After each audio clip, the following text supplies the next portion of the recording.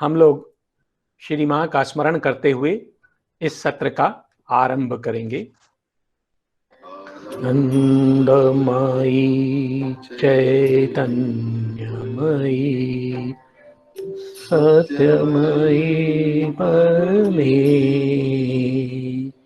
आनंदमयी चैतन्यमयी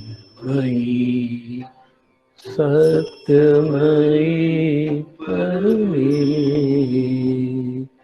आनंदमयी चैतन्यमयी सत्यमयी परमे।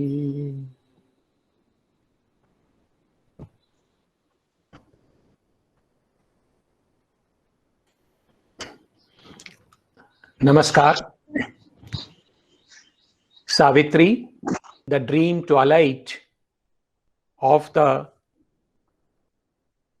Earthly real, पार्थिव सत्य का स्वप्निल और धूमिल लोक। सर्वप्रथम हम इस सर्ग का जो शीर्षक है उसके विषय में थोड़ा सा विचार करते हैं। The dream twilight of the earthly real. तो एक शब्द इसमें आता है ड्रीम, अर्थात स्वप्न। तो यह जो लोक है इसकी रचनाएं सत्य नहीं है, यह स्वप्न के समान है। दूसरा शब्द आता है ट्वाइलाइट। तो यह जो लोक है इसमें जो प्रकाश है वह हल्का प्रकाश है। कैसा प्रकाश? जो सूर्योदय से पहले या सूर्य अस्त के पश्चात जैसा प्रकाश होता है वैसा प्रकाश यहां पर है। अर्थात दोपहर का या दिन का जो तीव्र प्रकाश होता है वैसा प्रकाश यहां नहीं है।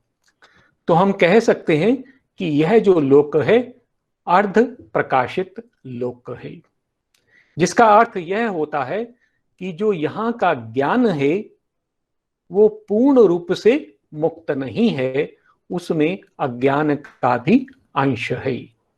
अर्थात यह जगत जो है पूर्ण सत्य को प्रकट नहीं कर रहा है।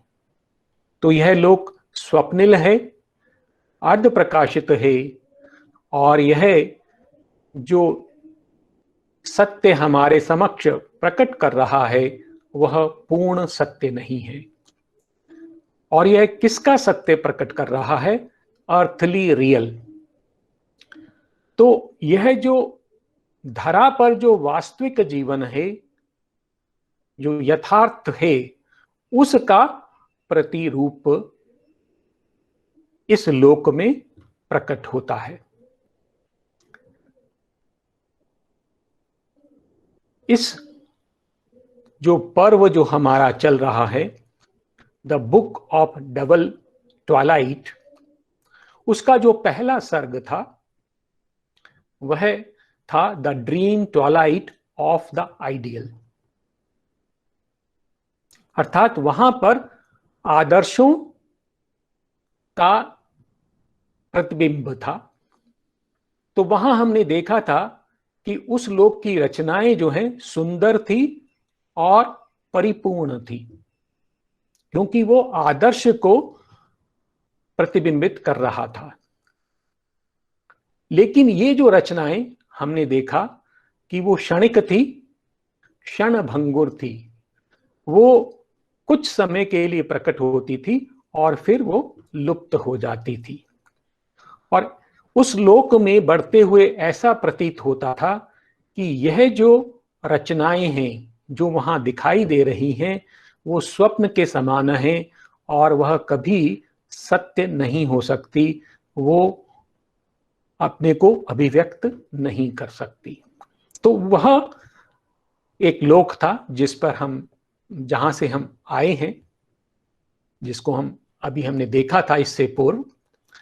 और यह जो इस पर्व का जो अंतिम सर्ग है यह है dream twilight of the earthly real.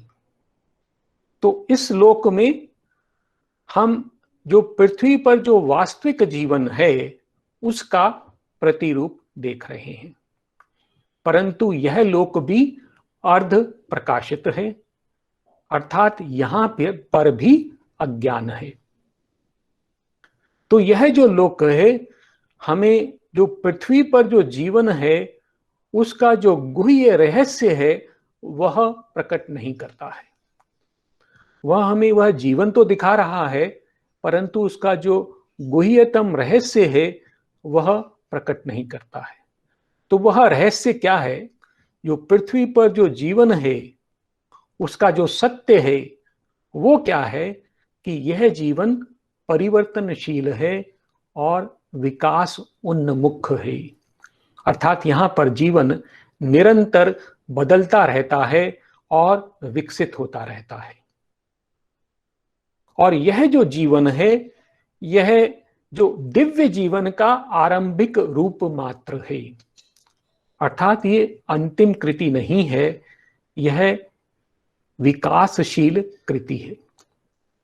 और इस जगत में स्वयं भगवान अंतर्निहित है, स्वयं भगवान यह जगत बन गए हैं और वह धीरे धीरे अपने आप को इस जगत में प्रकट कर रहे हैं।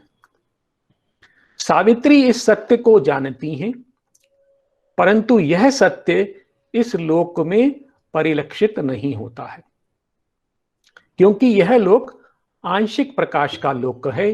तो इसका जो मूल सत्य है इस जगत का वो यहां पर प्रकट नहीं हो रहा है। सावित्री इस सत्य को जानती हैं और इसलिए वो यम द्वारा दिए गए सभी तर्कों और सुझावों को नकार देती हैं। परंतु यम अंधकार और अज्ञान के देव हैं, वो मृत्यु के देव हैं।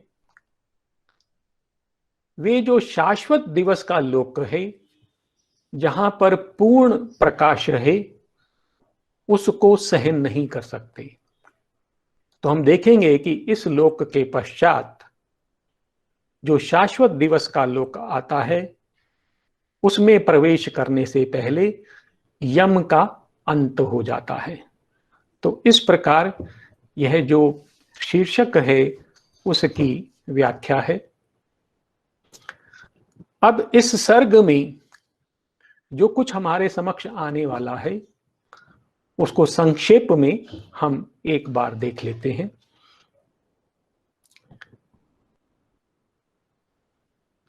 आरंभ में हम देखते हैं कि सत्यवान, यम और सावित्री ये तीनों जो आदर्श का स्वप्निल लोक है वहां से निकलकर आगे बढ़ते हैं, नीचे की तरफ आते हैं और यह जो पार्थिव सत्य का जो स्वप्निल लोक है इसमें प्रवेश करते हैं। यहां पर यम एक बार पुनः सावित्री को समझाने का प्रयास करते हैं और वे कहते हैं कि यह जो पृथ्वी का जो जीवन है वो सीमित है और क्षणिक है और इसलिए वे सावित्री को सलाह देते हैं कि तू जड़ पदार्थ से निर्मित इस दुनिया में भगवान की चाह मत कर। एक प्रकार से वो कह रहे हैं कि इस दुनिया में, इस जगत में, पृथ्वी पर मृत्यु का साम्राज्य है, यहां पर अमरता का वास नहीं हो सकता और ऐसी तू चाह मत कर। यम कहते हैं कि अमरता और मृत्यु ये दोनों एक दूसरे के विपरीत हैं और कभी एक साथ नहीं हो सकते और अमरता को इस धरा पर कभी अभिव्यक्त नहीं किया जा सकता और सत्यवान को पुनः जीवित नहीं किया जा सकता। तो इस प्रकार का संवाद उनके मध्य चल रहा है और सावित्री कहती हैं, जो कि इस जगत के गुह्य सत्य को जानती हैं, वे कहती हैं यद्यपि यह दुनिया अपूर्ण है परंतु यह भगवान से अलग नहीं है। यह जगत भगवान की ही देह है और मनुष्य सदा के लिए सीमित और नश्वर जीवन जीने के लिए बाध्य नहीं है। यद्यपि हम जानते हैं कि मनुष्य का जो वर्तमान जीवन है वो बहुत ही सीमित है, मृत्यु से पीड़ित है, नश्वर है, परंतु मनुष्य उसके लिए बाध्य नहीं है। यह धरा विकासशील है और एक दिन अवश्य मनुष्य अमरता को प्राप्त करेगा। यह जो सत्य है वो सावित्री यम के समक्ष रख रही हैं और फिर वे कहती हैं, भगवान ने मुझे इस पृथ्वी पर दिव्य जीवन अर्थात अमरता को अभिव्यक्त करने के लिए भेजा है। ऐसा कहने के पश्चात यम सावित्री से पूछते हैं, यदि तुम ऐसा कह रही हो तो क्या कोई ऐसा पुल है जो मनुष्य और भगवान के मध्य सेतु का कार्य कर सकता है? अर्थात तुम्हारे पास कोई ऐसी शक्ति है जो मनुष्य को, जो मृत्यु का द्योतक है, नश्वर है, और भगवान जो अमर हैं उनके मध्य सेतु का कार्य कर सकती है? क्या ऐसी शक्ति तुम्हारे पास है? तो क्या तुम्हारी जो शक्ति है वो काल और मृत्यु पर विजय पाने में समर्थ है? ये प्रश्न यम सावित्री से कहते हैं। वे कहते हैं कि हे अमरता की दावेदार, तू जो अमरता की बात करती है, तू अपनी शक्ति प्रकट कर। तो एक प्रकार से सावित्री को वे चुनौती देते हैं। तब सावित्री अपने सत्य को प्रकट करती हैं और उनके अंदर जो स्थित भगवती माता हैं वो प्रकट होती हैं और फिर वो यम को बताती हैं कि तू कौन है। सावित्री यम से कहती हैं कि हे यम, तू मेरी छाया मात्र है। अब कौन बोल रहा है? अब भगवती माता कह रही हैं सावित्री के मुख से। वो क्या कह रही हैं कि हे यम, तू मेरी छाया है और तू मेरा साधन मात्र है। मैंने तुझे एक भयानक रूप दिया है और वह इसलिए दिया है कि तू मनुष्य की आत्मा को अमरता को पाने के लिए प्रेरित करे, उसको संघर्ष करने के लिए विवश करे। यह तेरा कार्य है। और इसके पश्चात सावित्री यम से कहती हैं कि हे यम, तुम सत्यवान की आत्मा को मुक्त कर दो। परंतु यम सावित्री का विरोध करते हैं, परंतु सावित्री के तीव्र प्रकाश में यम नष्ट हो जाते हैं, विलीन हो जाते हैं और इस प्रकार सावित्री मृत्यु पर विजय प्राप्त कर लेती हैं। और सावित्री सत्यवान की आत्मा को मुक्त कराने के पश्चात वहां पर अब यम विलीन हो चुके हैं, वे समाप्त हो चुके हैं। अब वहां केवल दोनों सावित्री और सत्यवान ही विद्यमान हैं और वह अब भगवान के अगले आदेश की प्रतीक्षा करते हैं। तो इस प्रकार से यह मूल भाव इस सर्ग का है। अब हम इस सर्ग को पंक्तिशः लेते हैं, पृष्ठ 641, और यह पंक्तियां हमारे सामने हैं। सत्यवान, यम और सावित्री, ये तीनों अब जो dream twilight of the ideal, जो आदर्श का जो स्वप्न लोक था, वहां से आगे बढ़ रहे हैं। वे उस लोक को छोड़ रहे हैं और एक नए लोक में प्रवेश कर रहे हैं।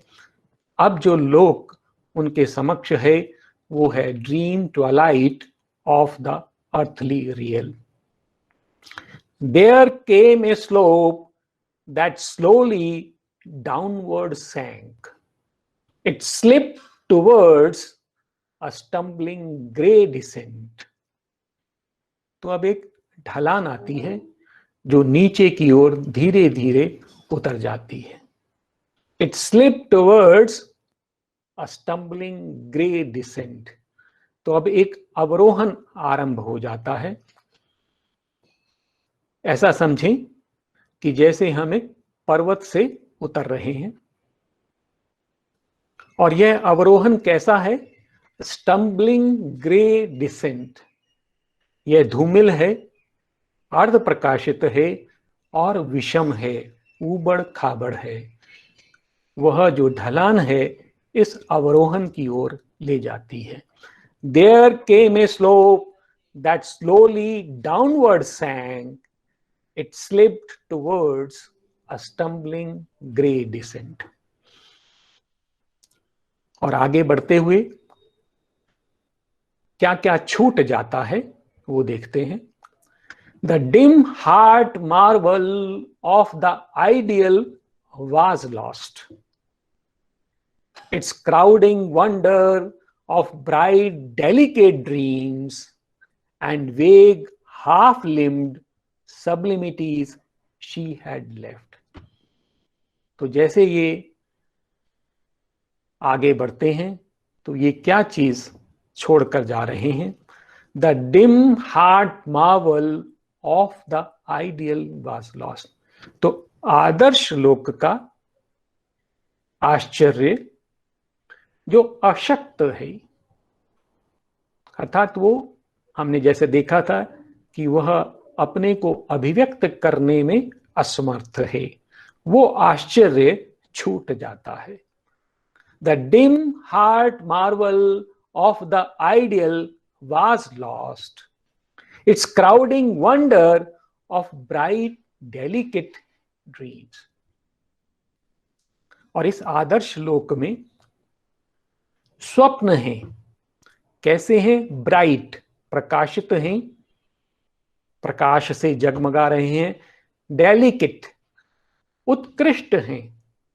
और ऐसे स्वप्नों की भीड़ है वहां पर, वो छूट जाती है. It's crowding wonder of bright delicate dreams and vague half limbed sublimities she had left. और ऐसी रचनाएं हैं जो अर्ध रेखांकित हैं, हाफ लिम्ड, अर्थात उनका जो बाह्य रूप है वो अर्ध प्रकाशित है, पूर्ण रूप से वो नहीं दिखाई दे रही हैं, अस्पष्ट हैं. A vague half limbed sublimities she had left. तो वह रचनाएं सावित्री ने छोड़ दी. तो जैसे वो एक लोक से दूसरे लोक में आते हैं तो पीछे लोक में क्या क्या छूट गया है उसका वर्णन है. The dim heart Marvel of the ideal was lost. It's crowding wonder of bright, delicate dreams and vague, half-limbed sublimities she had left. Thought fell towards lower levels. Hard and tense, it passioned for some crude reality. तो अभी तक जो विचार थे उनका जो विषय था वो उच्च स्तरीय था, उदात्त था. अब वह नीचे की ओर उतर आता है, अर्थात वो यथार्थ की ओर उतर आता है विचार.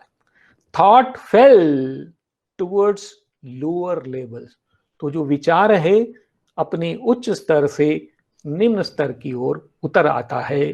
Hard and tense, it passioned for some crude reality. यह दृढ़ है, शुद्ध है और यह किसकी कामना कर रहा है?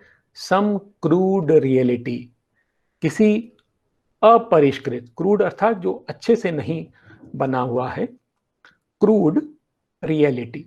तो उसकी वो चाह कर रहा है. तो विचार चाह रहा है कि जो आदर्श की रचनाओं में वो पहले खोया हुआ था वहां से वह यथार्थ में उतर आए जो अपरिष्कृत है, क्योंकि वह सुंदर नहीं है, पूर्ण नहीं है।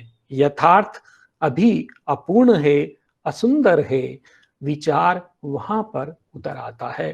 Thought fell towards lower levels, hard and tense, it passion for some crude reality.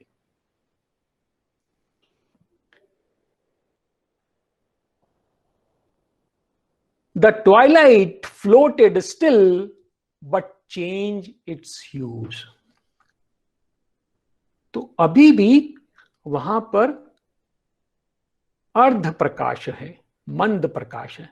Twilight जो गोधूली का समय है, वैसा प्रकाश है। The twilight floated still but change its huge, परंतु इसका रंग बदल गया है। तो रंग कैसा हो गया है, ये आगे पंक्तियों में आएगा। And heavily swayed a less delightful dream. और इस प्रकाश ने अपने अंदर किसको समाया हुआ है? ए लेस डिलाइटफुल ड्रीम, एक स्वप्न को उसने अपने अंदर लिया हुआ है। वो स्वप्न कैसा है? लेस डिलाइटफुल, वो कम आनंददायी है। क्यों? क्योंकि वो यथार्थ का स्वप्न है। पहले जो था आदर्श का स्वप्न था, अब यथार्थ का स्वप्न है, और इसलिए वह कम आनंददायी है। और इस मंद प्रकाश ने उसको अपने अंदर लिया हुआ है। The twilight floated still but change its hue and heavily swayed a less delightful dream, it settled in tired masses on the air. और वहां का जो वातावरण है उसमें वो एक थके हुए द्रव्य के समान ठहर गया। तो वो बोझिल है, थका हुआ है वो प्रकाश। Its symbol colours sorry its symbol colours tuned with duller reds and almost seemed a lurid mist of day. तो इसके रंगों में परिवर्तन हुआ है। कैसा परिवर्तन हुआ है? इट्स सिंबल कलर्स, तो इसके जो कलर हैं वो प्रतीक रूपी हैं। Its symbol colours tuned with duller reds. तो अब जो लाल रंग है, लाल रंग जड़ तत्व को इंगित करता है, और उसमें भी डल शेड, वो शेड जो निस्तेज हैं, ऐसे रंग जिसमें चमक कम है। Its symbol colours tuned with dullard reds. तो वो लाल रंग के ऐसे शेड्स जो विवर्ण हैं, जो जिनमें तेज कम है, उससे मेल खाता था। ये रंग उसका बदल गया, उस प्रकाश का। And almost seemed a lurid mist of day. और वो ऐसा प्रतीत होता था जैसे एक धूसर धुंध हो। ल्यूरिड मिस्ट, ल्यूरिड का अर्थ होता है कि पीला, एक उसका अर्थ है, लेकिन पीले से अर्थ है विवर्ण, जिसका रंग उड़ गया है, और मुख्य रूप से अस्वस्थ और दुखी। तो यह जो धरा है वो दुख का क्षेत्र है।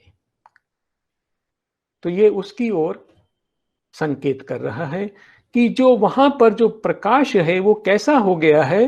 And almost seemed a lurid mist of day. तो वहां पर धुंध भी है, वो रंग एक दुख और दुख का प्रतीक है, ऐसा रंग वहां पर दिखाई देता है। काला है, तो ये रंग उसका बदल गया है। The twilight floated still but change its hue and heavily swayed a less delightful dream, it settled in tired masses on the air, its symbol colors tuned with duller reds and almost seemed a lurid mist of day.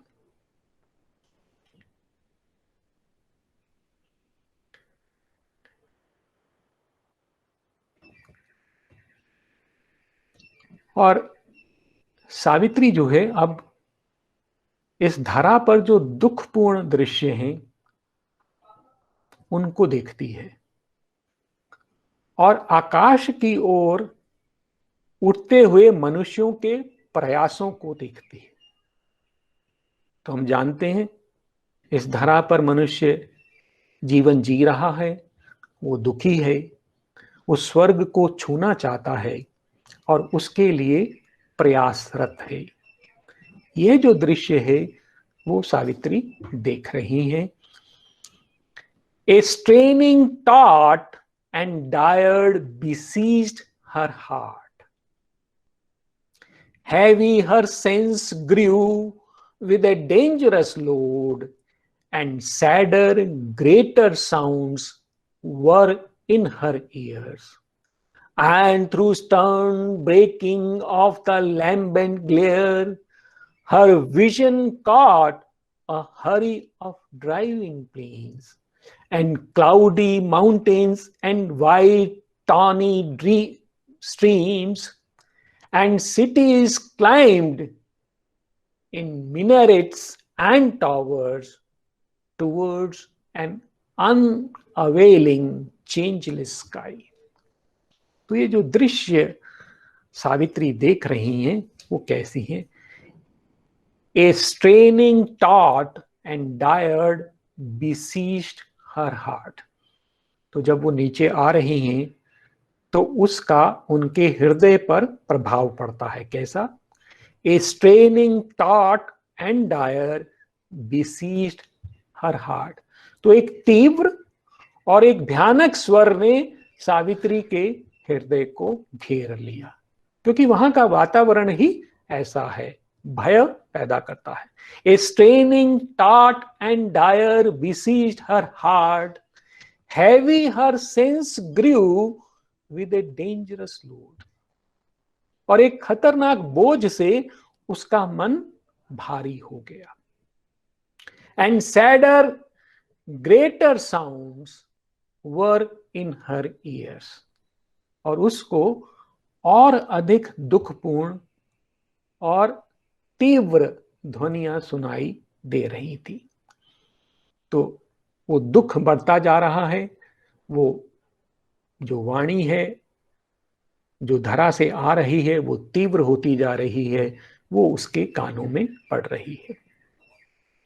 Heavy her sense grew with a dangerous load, and sadder, greater sounds were in her ears.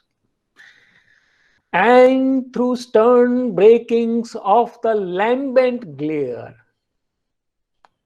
lambent का अर्थ है झिलमिलाता हुआ, तो वहां पर जो प्रकाश है उसमें बीच में कुछ दरार पड़ जाती है और उस दरार से वो सावित्री नीचे देखती है। And through stern breakings of the lambent glare, her vision caught a hurry of driving plains. तो सावित्री क्या देख रही हैं? ऐसे वो मैदान देख रही हैं जो तेजी से आगे बढ़ रहे हैं। Her visions caught a hurry of driving plains and cloudy mountains. और मेघ से आच्छादित जो पर्वतमालाएं हैं उनको वो बढ़ते हुए देख रही है। एंड वाइट टॉनी ड्रीम्स, और वो जो भूरे और नारंगी रंग की जलधाराएं उनको बहते हुए देखती है। तो सावित्री एक प्रकार से जो धरा की जो प्रकृति है, नेचर है, उसको देख रही हैं।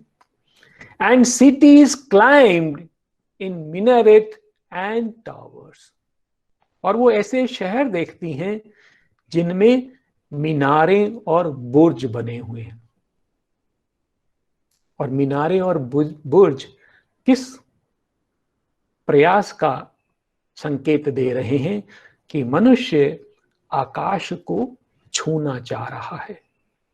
वो ऊपर उठकर भगवान को पाना चाह रहा है।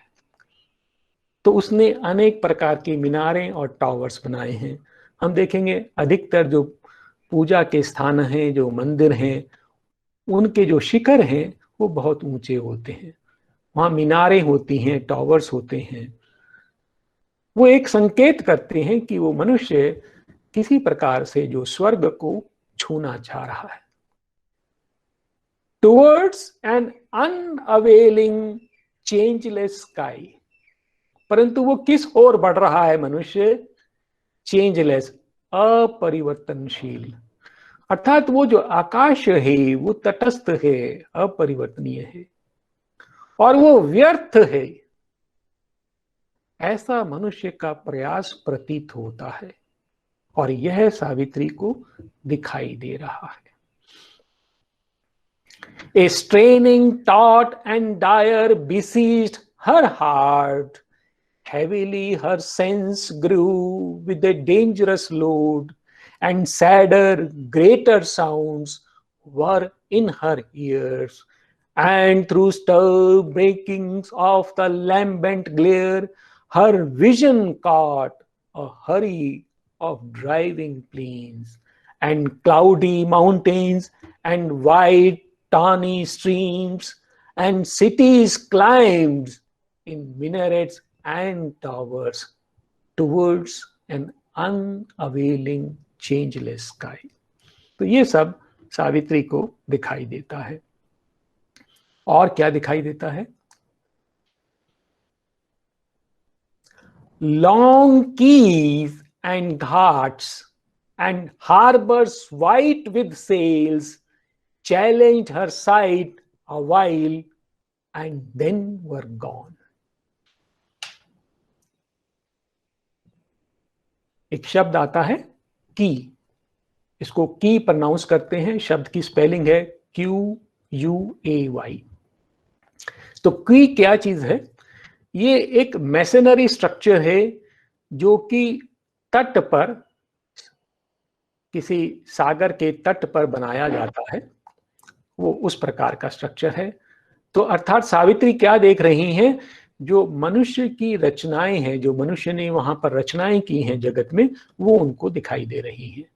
Long quays and ghats and harbours, तो बंदरगाह भी दिखाई दे रहे हैं, घाट भी दिखाई रहे हैं। वाइट विद सेल्स, वहां पर बहुत सारे जहाज हैं और उनकी जो पाल है वो सफेद रंग की है। और इतने वो हैं वहां पर कि वो पूरा बंदरगाह सफेद दिखाई दे रहा है। अर्थात ये जो मनुष्य के प्रयास को इंगित कर रहा है। Long quays and ghats and harbours white with sails challenged her sight, तो वो उसकी दृष्टि के सामने प्रकट होते हैं। A while and then were gone, वो थोड़ी देर के लिए उसके सामने आते हैं और वो चले जाते हैं। ऐसा क्यों है? क्योंकि सावित्री आगे बढ़ रही हैं। तो जैसे जैसे बढ़ रही हैं तो दृश्य आते हैं और पीछे चले जाते हैं। तो ये दृश्य सावित्री को दिखाई दिए। Long quays and ghats and harbours white with sails challenged her sight a while and then were gone. और क्या दिखाई दिया उसने? Amidst them, उनके मध्य में, जो वो दृश्य थे उसके मध्य क्या दिखाई दिया? Amidst them travailed toiling multitudes in ever shifting perishable groups. तो वहां पर उसको मनुष्य दिखाई दिए। मल्टीट्यूड्स मनुष्य के लिए है, जो बहुत सारे और तरह तरह के जो मनुष्य हैं वो हैं, सभी जाति के, वर्ण के। Amidst them travel toiling multitudes, और ये श्रम कर रहे हैं, toiling, in ever shifting perishable groups, और ये जो समूह है ये नश्वर हैं और बदलते रहते हैं। एक प्रकार से कल्पना कीजिए जैसे किसी कल कारखाने में कार्य चल रहा है। वहां पर एक पारी में कुछ मनुष्य आते हैं, फिर वो चले जाते हैं, फिर दूसरी पारी में मनुष्य आते हैं, वो चले जाते हैं, और ये सब बदलते रहते हैं, और ये श्रम कर रहे हैं। लेकिन कैसा श्रम है?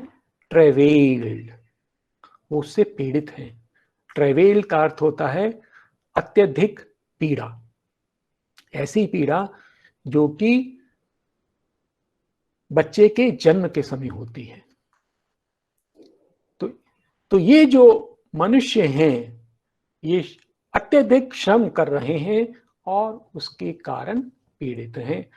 Amidst them travail toiling multitudes in ever shifting perishable groups, a foiled cinema of lit shadowy shapes enveloped in the grey mantle of a dream। तो ये कैसा दिखाई देता है कि ये जो मनुष्य हैं, इनके जो रूप हैं वो छाया के समान हैं और वो प्रकाशित हैं।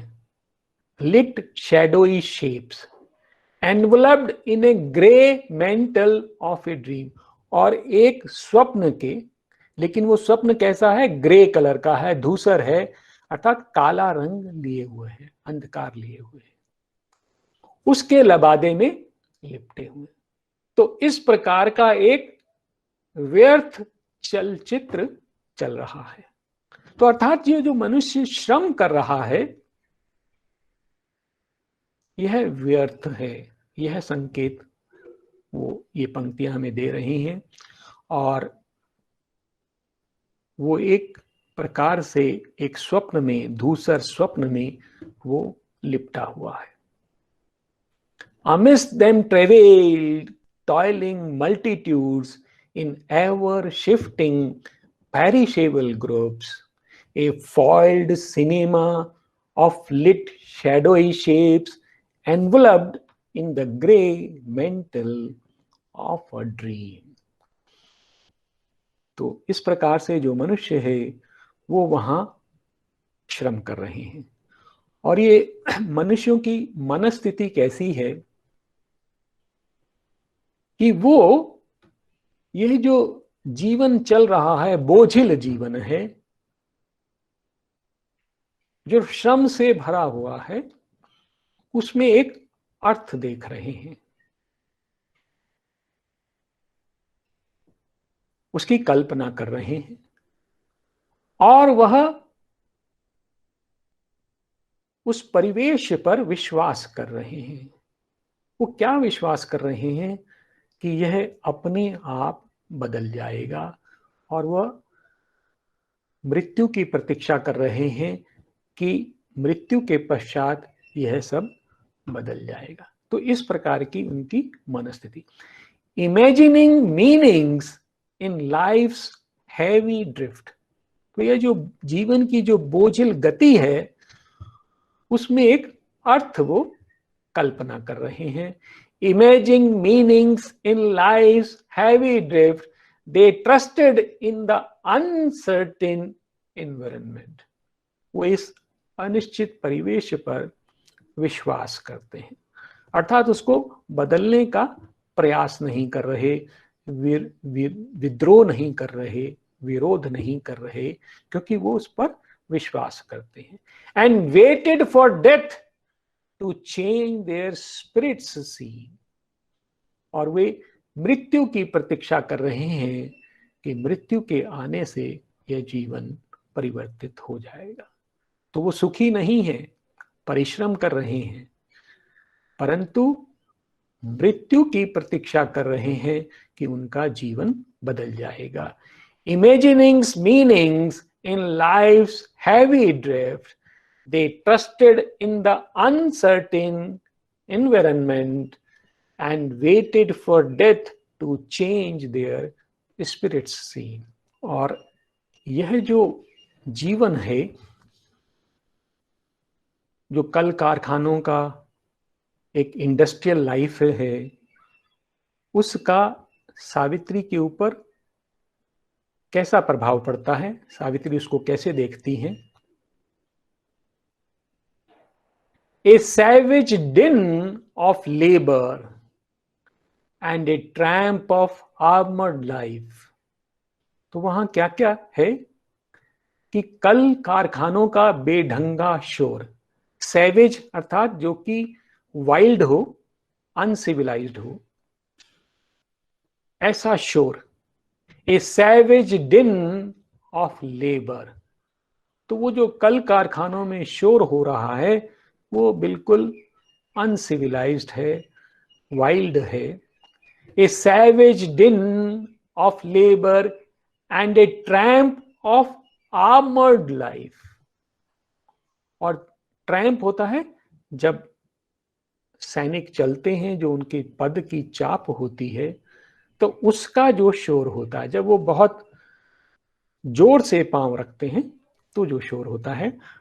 ए savage din of labour and a tramp of armoured life and the monotonous hum of thoughts and acts. और विचारों और कर्मों का एक नीरस गुंजन है, एक स्वरीय, मोनोटोनस, अर्थात उसके भाव में कोई परिवर्तन नहीं है। अर्थात जो वहां विचार हैं और जो कर्म हैं वो एक जैसे रहते हैं, that ever were the same. तो यह उनका एक हमिंग नॉइस है, उसकी जो गुंजन है वो वहां पर है। As if the dull reiterated drone of a great brute machine beset her soul। तो ये सब ऐसा था कि जैसे डल reiterated ड्रोन, ड्रोन है एक प्रकार का गुंजन, डल नीरस है, आवर्ती है, रीइटरेटेड मतलब बार बार वही चीज आ रही है, तो एक प्रकार का गुंजन है, शोर है जो कि नीरस है और बार बार चल रहा है। Of a great brute machine, किसका? एक ऐसी महान मशीन का जो भाव शून्य भी है और विचार शून्य भी है। ब्रूट अर्थात लाइक ए एनिमल। उस मशीन का जो शोर है वो सावित्री की आत्मा को घेरे हुए है, उस पर आक्रमण कर रहा है। तो यह जो शोर है सावित्री के ऊपर प्रहार करता है, आक्रमण करता है। A savage din of labour and a tramp of armoured life and the monotonous hum of thoughts and acts that ever were the same, as if the dull reiterated drone of a great brute machine beset her soul। इसकी एक और उपमा दी है इन्होंने, a grey dissatisfied rumour like a ghost of the morning of a loud unquiet sea. तो यह जो ध्वनि आ रही थी, ये जो गुंजन था वो कैसा था? Morning of a loud unquiet sea, एक सागर का जो अशांत है, उग्र है। मोर्निंग मतलब करहा, तो एक सागर है, विशाल है, उग्र है, अशांत है, वो करहा रहा है, ऐसा प्रतीत होता था। यह उसकी करहा है, एक ग्रे डिससेटिस्फाइड रूमर। तो एक ग्रे है, वो धूसर है, अर्थात उसमें गहरा रंग है, असंतुष्ट है, वहां पे प्रकाश की भी कमी है, दुख भी है, असंतुष्ट भी है। लाइक ए घोस्ट, एक जो है एक घोस्ट के समान है वो जैसे एक सागर की जो ध्वनि होती है वैसी वो ध्वनि सावित्री को सुनाई दे रही है, और वो सावित्री की आत्मा पर आक्रमण कर रही है।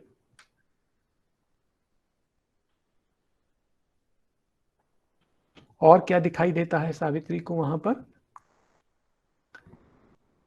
कि ये जो मानवीय जो श्रम है चल रहा है, उसके अंतर में एक गहन पीड़ा है, अर्थात मनुष्य उससे संतुष्ट नहीं है। और वो जो मनुष्य की जो पीड़ा है वो सावित्री सुनती है। ए huge inhuman cyclopean voice, a Babel builder's song towering to heaven, a throb of engines and the clang of tools brought the deep undertone of labor's pain. तो कैसी वहां पर वाणी है। ये साइक्लोपियन क्या होता है, तो साइक्लोप्स शब्द है, और साइक्लोप्स का मतलब होता है, ये ग्रीक मिथोलॉजी में साइक्लोप का अर्थ होता है एक जाइंट, एक दैत्य, और जिसकी केवल एक आंख है। तो वो भी मस्तक के बीच में है, और उसकी जो बहुत तीव्र वाणी है, इन ह्यूमन, बिकॉज वो दानव है, उसकी जो वाणी है वो भी इन ह्यूमन है, तो वो सुनाई देती है। बेबल बिल्डर्स, बेबल क्या है, टावर है, स्पेशली वो टावर जो कि स्वर्ग को छूने का प्रयास करता है, और उस टावर को जो श्रमिक बना रहे हैं वो बनाते हुए गीत गा रहे हैं। वो गीत सावित्री को सुनाई देता है। और क्या सुनाई देता है, थ्रॉब ऑफ इंजन्स, जो इंजन चल रहे हैं उनकी धड़कन, अर्थात ये उस युग की बात कर रहे हैं जहां पर मशीनीकरण हो चुका है और मनुष्य फैक्ट्रियों में कार्य कर रहा है। ए थ्रॉब ऑफ इंजन्स, तो इंजनों की धड़कन, द क्लैंग ऑफ टूल्स, और औजार जो हैं उनकी खनखनाहट, तो जो मनुष्य काम करता है, औजार यूज करता है, उससे जो आवाज आती है, that is called clang of tools. ये सब सावित्री को सुनाई देता है। Broad the deep undertone of labour's pain, और यह जो कठोर श्रम है उसके अंतर में जो विद्यमान मनुष्य की जो पीड़ा है वो वाणियां प्रकट करती हैं सावित्री के समक्ष। A huge inhuman cyclopean voice, a Babel builder song towering to heaven, a throb of engines and the clang of tools brought the deep undertone of labor's pain.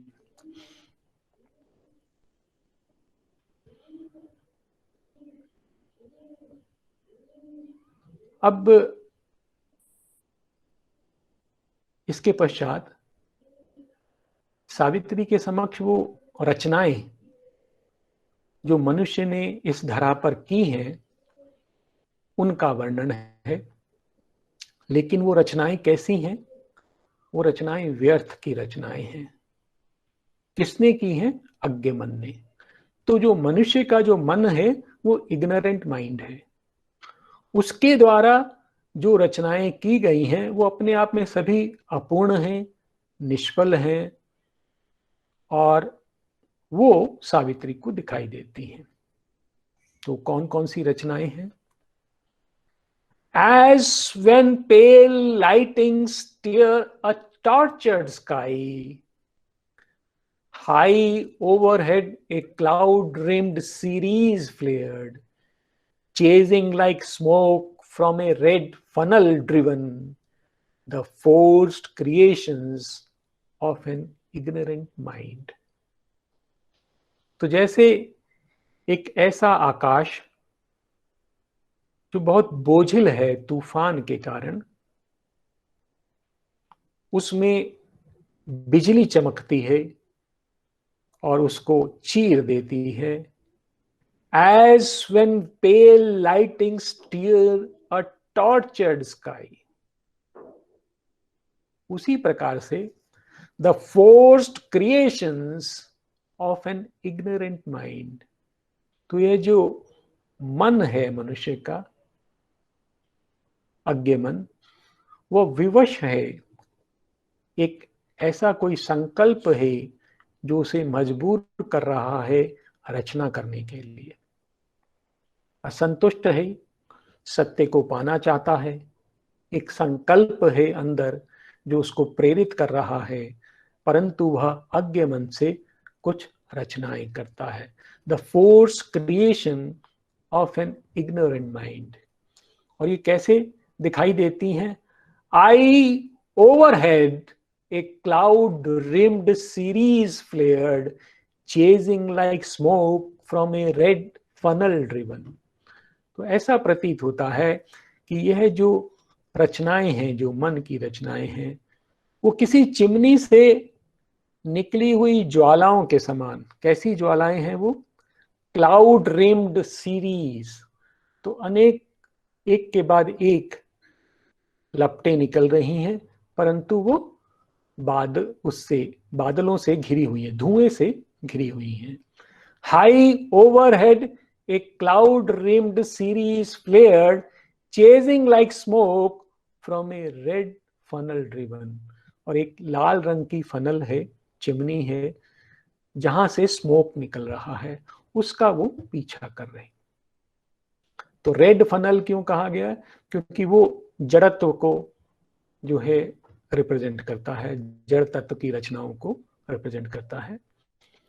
As when pale lighting steer a tortured sky, high overhead a cloud rimmed Ceres flared, chasing like smoke from a red funnel driven the forced creations of an ignorant mind।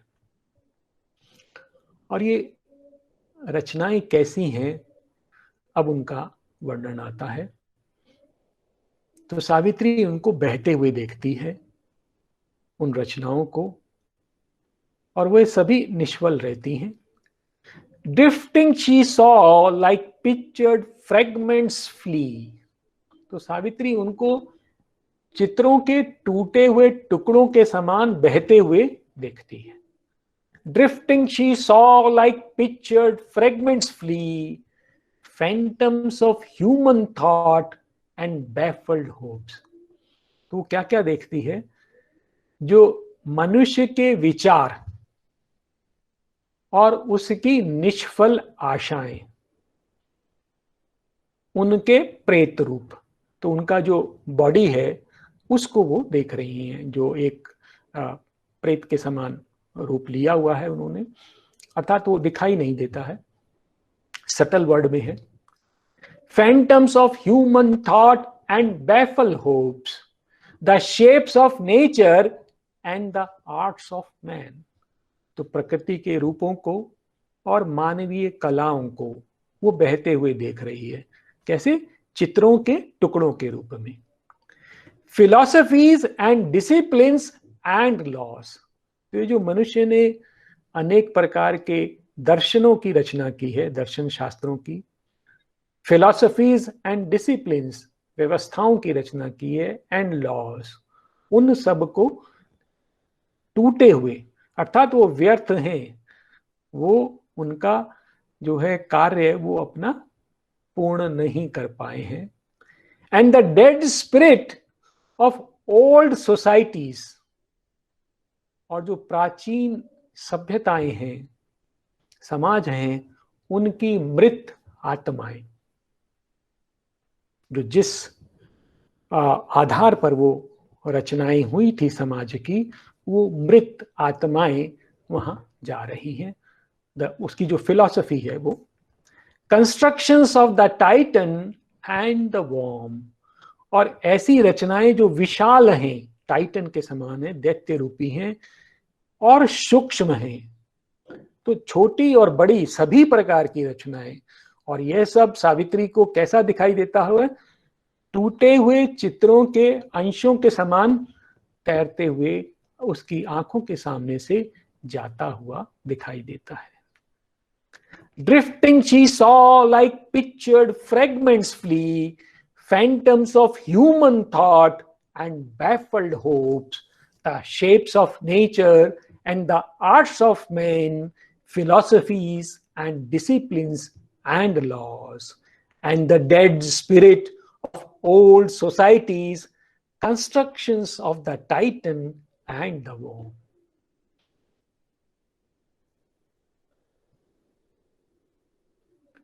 और क्या वो देखती हैं कि ये जो अनेक प्रकार के जो मैसेंजर्स आते हैं, देवदूत या प्रोफेट्स या धर्मशास्त्र,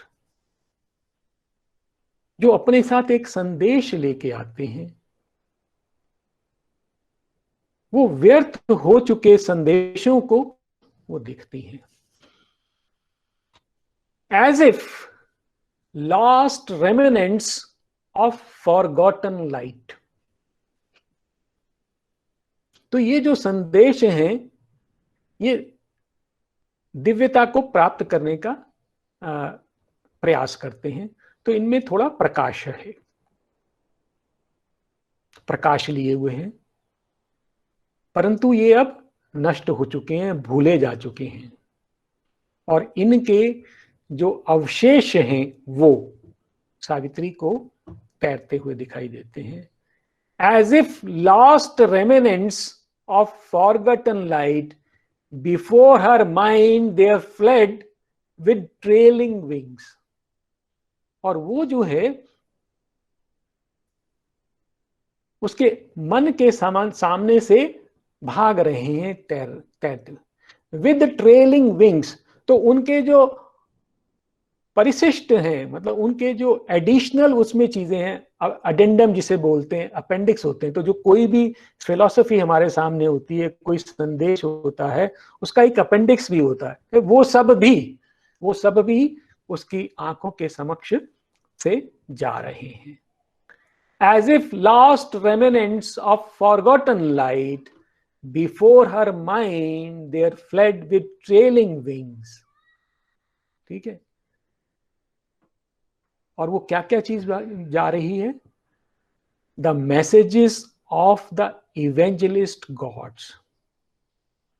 इवेंजल कौन होता है? जो धर्म का प्रचारक होता है। तो उनके संदेश, the messages of the evangelist gods, voices of prophets, जो भविष्य वक्ता हैं, उनकी वाणियां, स्क्रिप्ट्स ऑफ वेनिशिंग क्रीड्स, जो लुप्त हो गए जो संप्रदाय हैं, उनके शास्त्र, ये सब। और ये किस स्थिति में जा रहे हैं? Dimmed revelations and delivering words. इनका जो दिव्य उद्घाटन है, अपने समय में ये एक उद्घाटन लेके आए थे वो, एंड डिलीवरिंग वर्ड्स, उनके जो शब्द थे उस काल में मुक्ति देते थे, वो सब अब धूमिल हो चुके हैं। Dimmed revelations and delivering words, emptied of their mission, उनका उद्देश्य खत्म हो चुका है। And their strength to save, और उनकी जो रक्षा करने की जो शक्ति है वो भी समाप्त हो चुकी है, अर्थात वो अपना प्रभाव खो चुके हैं।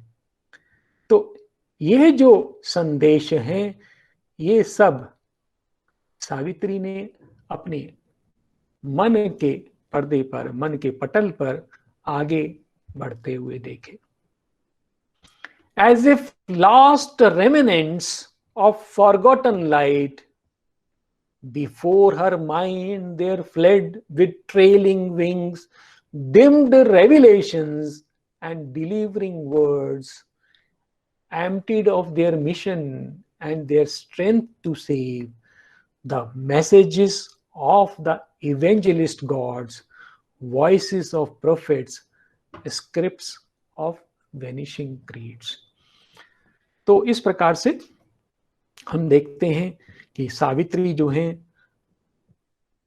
आदर्श के स्वप्निल लोक से जो धरा का जो स्वप्निल लोक है, धरा के यथार्थ का, उसकी ओर बढ़ी हैं। और जब वो आ रही हैं तो उन्हें धरा का जो है एक इमेज, उसका प्रतिरूप उनको दिखाई दे रहा है। और वो कैसा वर्णन है वो हमने देखा। तो इस प्रकार का जो मनुष्य का जीवन है वो उन्हें दिखाई दे रहा है नीचे आते हुए। और वो देख रही हैं कि मुख्य रूप से जो मनुष्य की जो रचनाएं हैं वो सभी व्यर्थ हैं। ठीक है। और आ, ये आ, ये जो वर्णन है काफी अभी और है एक पन्ने का, लेकिन मैं उसकी जो अंतिम पंक्ति है उसको ले लेता हूं, क्योंकि वो समअप कर देता है कि क्या हो रहा है। तो हम फिर अगली बार फिर यहीं से आरंभ करेंगे, परंतु वो अंतिम पंक्तियां जो हैं, जो इस भाव को समअप करती हैं, वो देख लेते हैं। हाँ, तो ये पंक्तियां हैं हमारे सामने, जो कह रही हैं कि ये जो चक्र हैं ये बीतते जा रहे हैं, और कैसे ये व्यर्थ ही बीत रहे हैं। तो ये एक बार की कहानी नहीं है जो वो बता रही हैं, ये युगों युगों की कहानी है। The rolling cycles past and came again. तो यह जो युग के जो चक्र हैं बीत जाते हैं और फिर पुनः लौट आते हैं। The rolling cycle passed and came again, brought the same toils and the same barren end.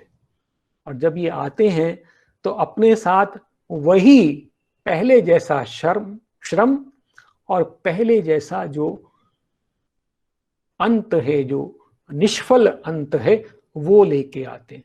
अर्थात युग के बाद युग, प्रत्येक युग में श्रम करता रहता है मनुष्य, परंतु वह सब निष्फल रहता है। The rolling cycles passed and came again, brought the same toils and the same barren end, for ever new and ever old.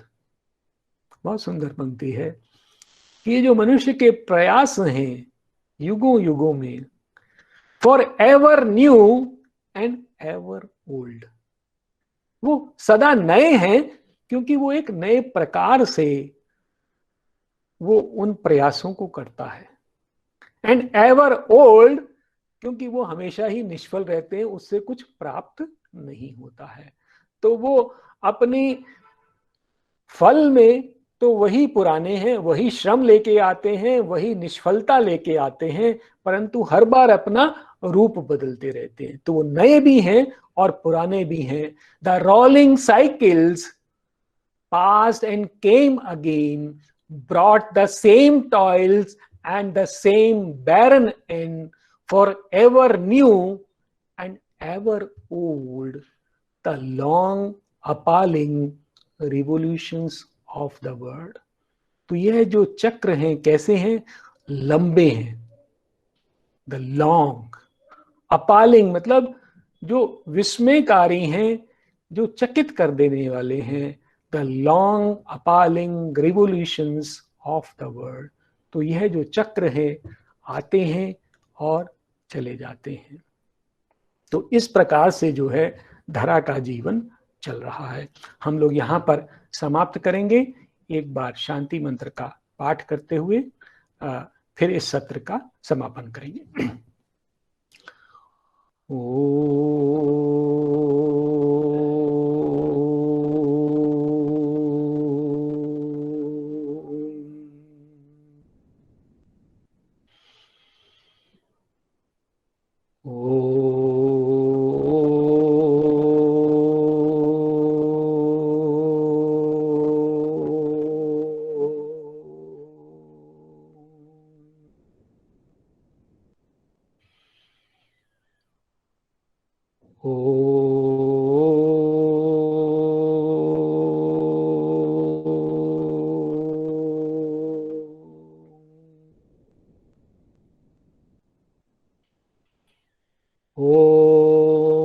शांति शांति शांति।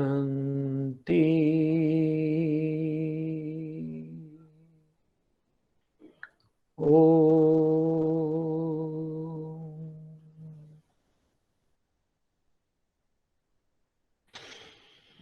धन्यवाद।